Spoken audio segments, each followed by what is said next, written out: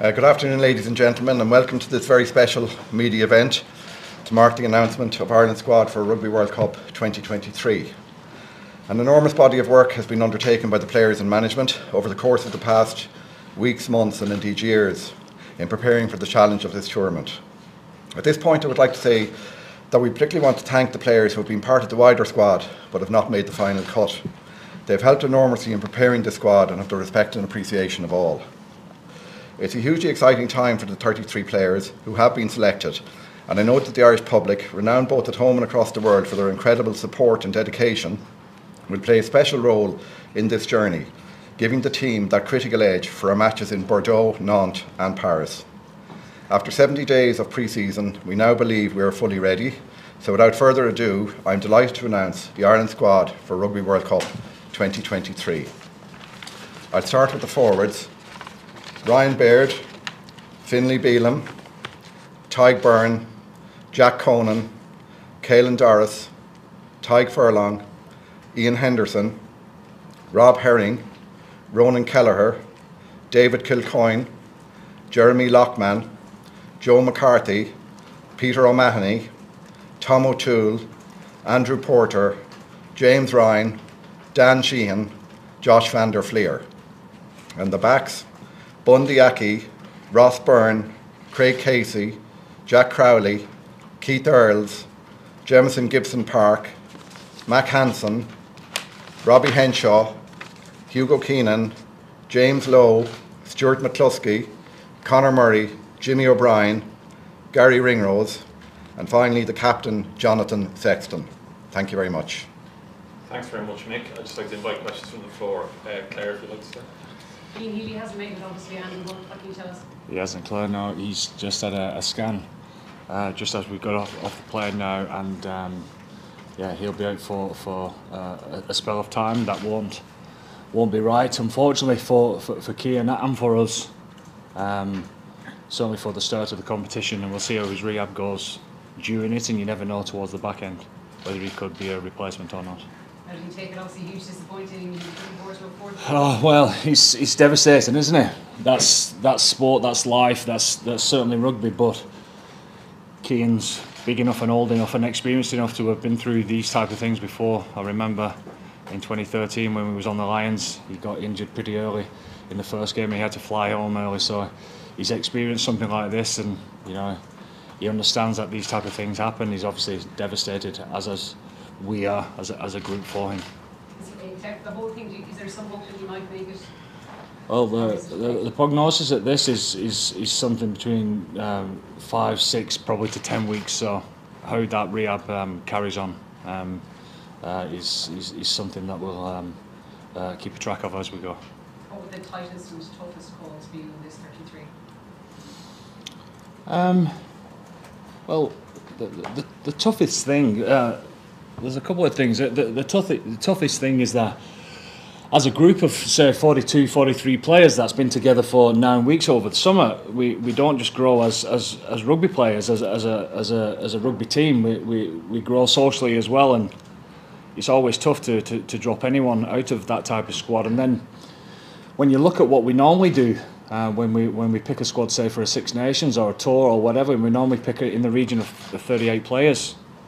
So it's obvious that some quality, talented players are missing out, and you know it's a dream of theirs, isn't it, to play in a World Cup. So it's tough, but at the same time, we've got to do the right thing by the squad, and we have to pick a squad of 33 and make sure that we get the right balance. We're delighted with the squad.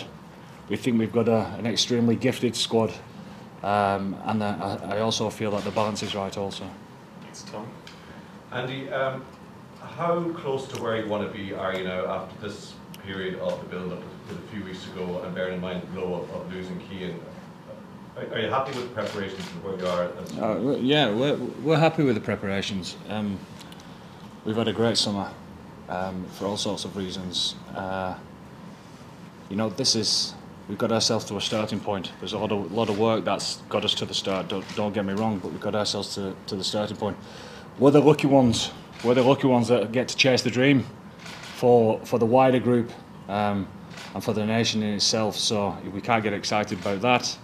You know, for the first game against Romania, we're in the wrong job. So I think we're in a great place, ready to take this challenge head on. Talk to us about the hookers situation, obviously with the ongoing injuries with Ronan and Dan. You're obviously happy with where they are 2 weeks out. Yeah, we are. They're in good spirits. Ronan's could have been fit for this weekend, but giving him another week solidifies that. And then Dan is progressing very well, ahead of schedule, as it were. So we'll keep progressing. We'll keep analysing that and see how that goes over the next week or so. And some of the decisions in the backs. Jacob Stockdale obviously misses out. Yeah. Keith Earls goes. Stuart McCluskey goes. Can we talk about those decisions a little? Well, that's why I mentioned about the balance of the squad. You know, for you guys, and rightly so, you would probably look at a squad and think that these guys are competing against different types of personnel than the reality, really. I mean, for the balance of the squad, for such a small squad group that goes to the World Cup, having versatility within that is pretty important. And the likes of Keith or the likes of Jimmy O'Brien, etc., they come into that category. Last one then for me. Have you been paying any attention to the other teams and how they're going, or is everything that's happening in the other games in the last few weeks kind of irrelevant? It's certainly not irrelevant. For example, being in great form.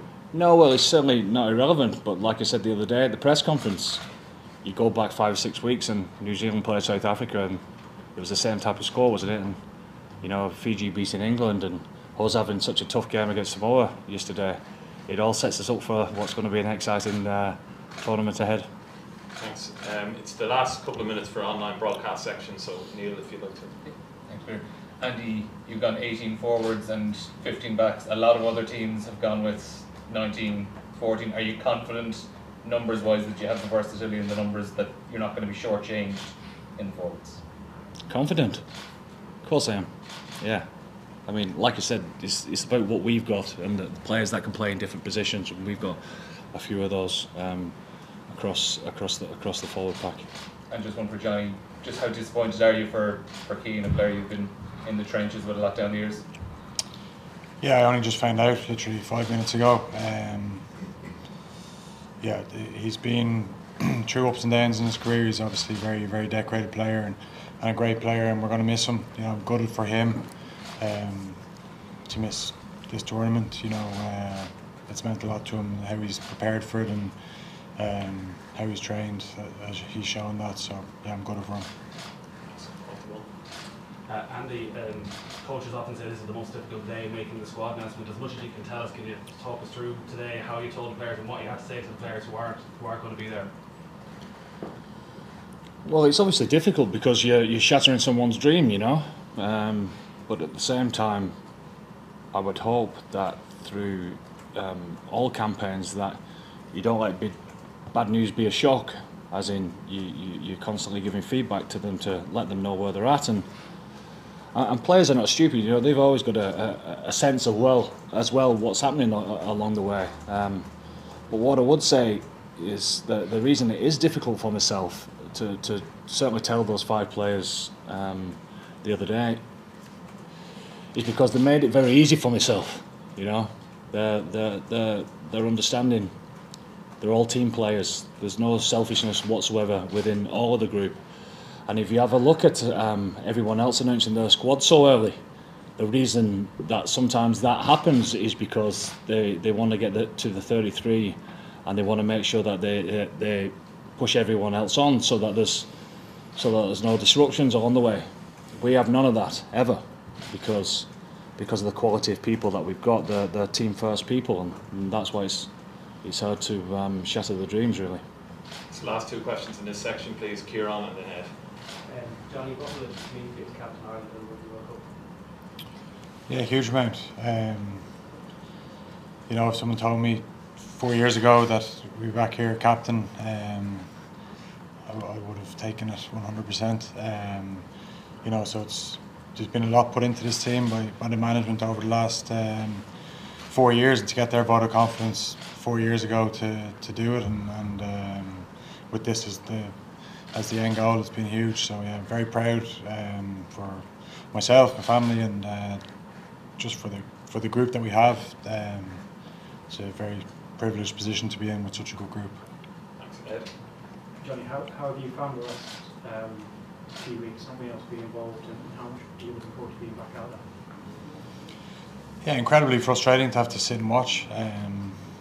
It's obviously my own fault, but that's that's been life. I just had to do what I could for the team and try and learn by watching the guys and sort of contribute where I could. And yeah, it was particularly tough last weekend in the Aviva, but like I said, you live and learn, and time to move on now. Do you have any regrets about what happened or your behaviour in particular? Of course, yeah. I've had my hands up since day one. I made a mistake in the heat of the moment. I was obviously very emotional on the day, not being part of what I had mapped out from the start of the year. Was playing my last game for Leinster in the Aviva, winning the European Cup. It's what I dreamt of, and then obviously to miss that, there's a lot of emotion that goes with it. And in that split second, when I went on to console my teammates, I made a remark, and I regretted it instantly.